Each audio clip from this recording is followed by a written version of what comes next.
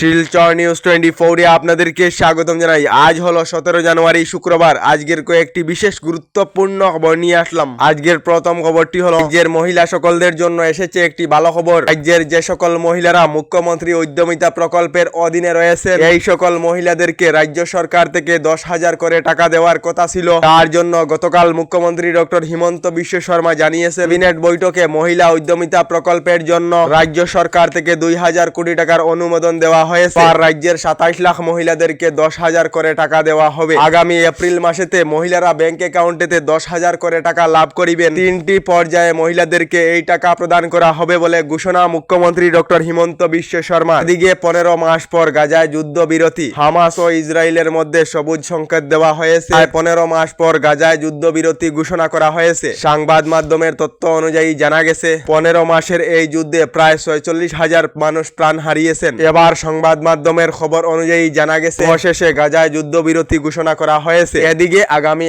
18 March জারি করা হবে পঞ্চায়েত নির্বাচনের অধিসূচনা। গতকাল রাজ্যের মুখ্যমন্ত্রী ডক্টর হিমন্ত বিশ্ব শর্মা জানিয়েছেন এইচএস অর্থাৎ উচ্চ মাধ্যমিকের পরীক্ষা শেষ হওয়ার পর অর্থাৎ 17 মার্চ উচ্চ মাধ্যমিকের পরীক্ষা সম্পূর্ণ হবে এবং 18 মার্চ রাজ্যে পঞ্চায়েত নির্বাচনের অধিসূচনা জারি করা হবে বলে ঘোষণা মুখ্যমন্ত্রী ডক্টর হিমন্ত বিশ্ব শর্মার।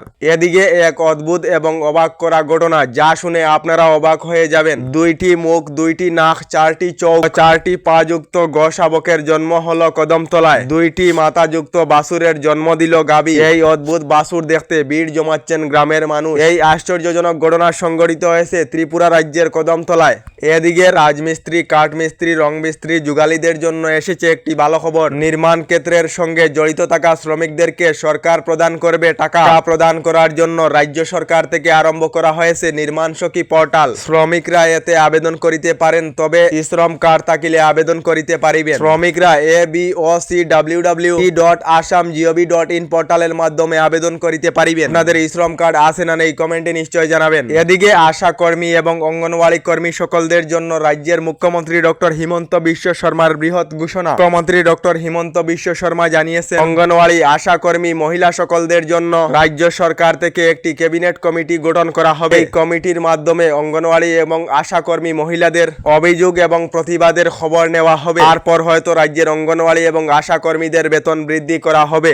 এদিকে উমরাংশুর কয়লা খনিতে যে দুর্ঘটনা সংঘটিত হয়েছিল এই দুর্ঘটনায় প্রায় 9 জন শ্রমিক কয়লা খনিতে আবদ্ধ হয়েছিলেন, যার মধ্যে এখনো পর্যন্ত 4 জন শ্রমিককে উদ্ধার করা হয়েছে। বাকি 5 জন শ্রমিকের মৃতদেহ এখনো পর্যন্ত উদ্ধার করিতে সক্ষম হচ্ছে না আসাম সরকার। এবার আসাম সরকার থেকে ঘোষণা করা হয়েছে অসমে যেগুলি অবহিত কয়লা খনি রয়েছে শীঘ্রই কয়লা খনিগুলি বন্ধ করা হবে। তার সঙ্গে উমরাংশুর কয়লা খনিতে মৃত্যু হওয়া 9 জন শ্রমিকের পরিবারদেরকে নগদ 10 লাখ টাকা করে আর্থিক সাহায্য প্রদান করা হবে। এদিকে এখনো পর্যন্ত সরকারি গড় লাভ না করা সকলদের জন্য এসেছে একটি জরুরি খবর। রাজ্যের যে সকল লোকেদের সরকারি গড়ের তালিকায় নাম রয়েছে অথবা যে সকল লোকেদের জিওট্যাগ সম্পূর্ণ হয়েছে শীঘ্রই সরকারি গড় লাভ করিবেন। নতুন করে রাজ্যের 3,88,000 লোকেরা লাভ করিবেন সরকারি গড়। সরকারি গড় লাভ করিতে হলে এবার বাধ্যতামূলক করা হয়েছে এবিপিএস। যার ফলে এবার থেকে আপনারা সরকারি গড়ের টাকা লাভ করিতে হলে ব্যাংক অ্যাকাউন্ট জমা দিতে হবে না। এটির মাধ্যমে আপনাদের ব্যাংক অ্যাকাউন্টেতে সরকারি গড়ের টাকা ঢুকবে। এখনো পর্যন্ত যদি আপনারা ডিবিটি অ্যাকাউন্ট বানাননি ওই ডিবিটি অ্যাকাউন্ট বানানোর জন্য জানানো হয়েছে।